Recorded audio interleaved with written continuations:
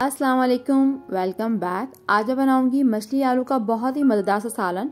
ये रेसिपी आपको यकीन बहुत पसंद आएगी। तो इस मछली के सालन को बनाने के लिए सबसे पहले मैंने यहाँ पे मछली ले ली है, कतला फिश ले ली है।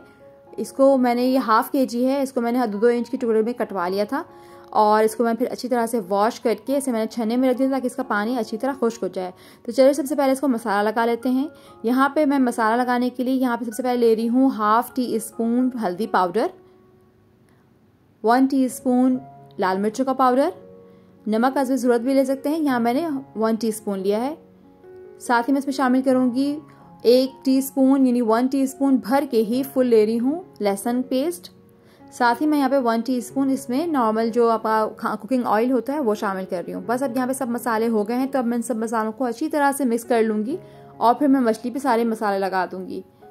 यहाँ तमाम मछली के पीसेस पे जो है वो अच्छी तरह से मसाला लगा दिया। तो अब मैंने यहाँ पे 3 दरमियाने साइज़ के आलू ले लिए थे, उन्हें लंबे लंबे साइज़ में इस तरह से मैंने कटिंग कर ली थी और अब ये तमाम आलू मैंने धो करके अच्छी तरह से खुश्क कर लिए। अब मैं इन तमाम आलू को मछली के साथ मिला करके इसे भी मसाला लगा दूंगी। इसके लिए मैंने कोई अलग से मसाला नहीं बनाया था, बल्कि वही मसाला जो मेरा मछली का बचाव मसाला है और जो हाथों पे लगा हुआ है मैं इसी पे कोट कर दूंगी। और फिर ये देखिए यहाँ पे सारा मसाला जो है अच्छी तरह से लग गया है। तो इसे मैं अब 15 से 20 मिनट के लिए छोड़ दूंगी मैरिनेट होने के लिए और उसके बाद मैं इनको फ्राई कर लूँगी। अब इनको मैं फ्राई कर लूँगी। तो फ्राई करने के लिए यहाँ पे मैंने फ्राई पैन ले लिया है, इसमें 3 से 4 टेबल स्पून मैंने इसमें ऑयल शामिल किया और 1 बाय 1 मैं इसे तमाम मछली के पीसेस जो है डाल करके इसे तेज़ आंच पे फ्राई कर लूँगी।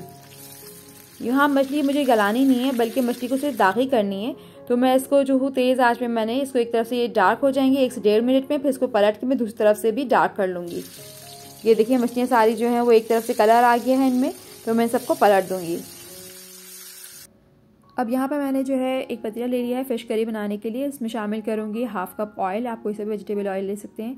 साथ ही शामिल करूँगी इसमें 1/4 टीस्पून मेथी दाना, हाफ टीस्पून राई दाना और साथ ही मैंने यहाँ पे 3 दरमियाने साइज़ के प्याज ले लिए थे, उसे बारीक चॉप कर लिया है और ये भी शामिल कर दूँगी।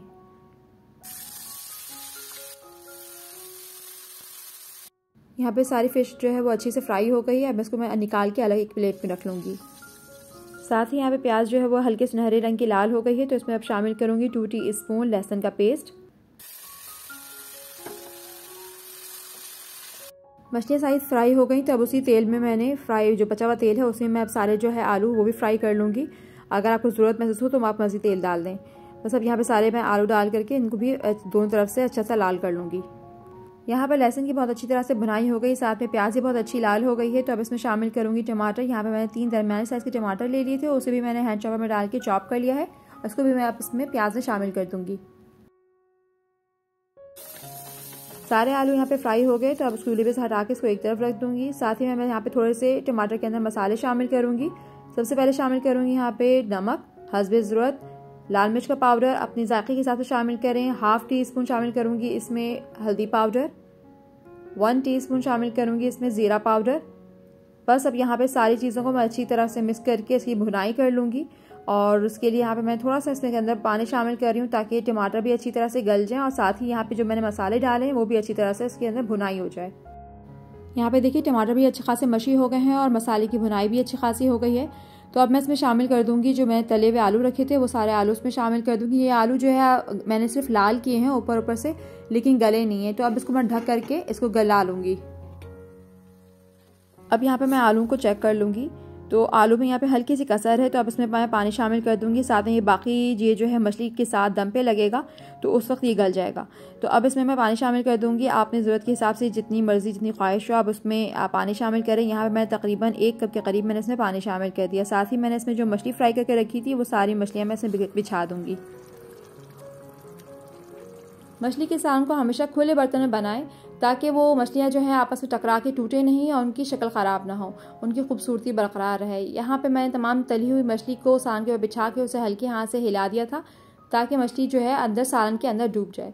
अब मैं इसे दम पे लगाऊंगी, तो यहाँ उसके लिए मैंने 1 छोटा टमाटर ले लिया, उसे बारीक कतले काट के इसे सालन के ऊपर बिछा दिया। ना ही सिर्फ खाने में बहुत अच्छे मालूम होते हैं बल्कि ये दिखने में इसकी सालन की जो लुक है वो भी बहुत अच्छी हो जाएगी। तो अब मैंने यहाँ पे थोड़ी सी हरी मिर्च डाल दी है और बारीक कटा हुआ हरा धनिया शामिल कर दिया। 10 मिनट के लिए इसे दम पे रख दूंगी। 10 मिनट के बाद मछली आलू का सालन जो है वो बिल्कुल तैयार हो चुका है। इसके आलू भी अच्छी तरह से गल चुके हैं और इसका जायका भी बेहतरीन हुआ है। तो ये थी मेरी आज की रेसिपी। उम्मीद करती हूँ कि आपको आज की रेसिपी ज़रूर पसंद आएगी। आप इस रेसिपी को मछली आलू के सालन को उबले हुए चावलों के साथ सर्व करें और एंजॉय करें। अगर आपको मेरी आज की रेसिपी पसंद आई है तो इसे लाइक करें, शेयर करें।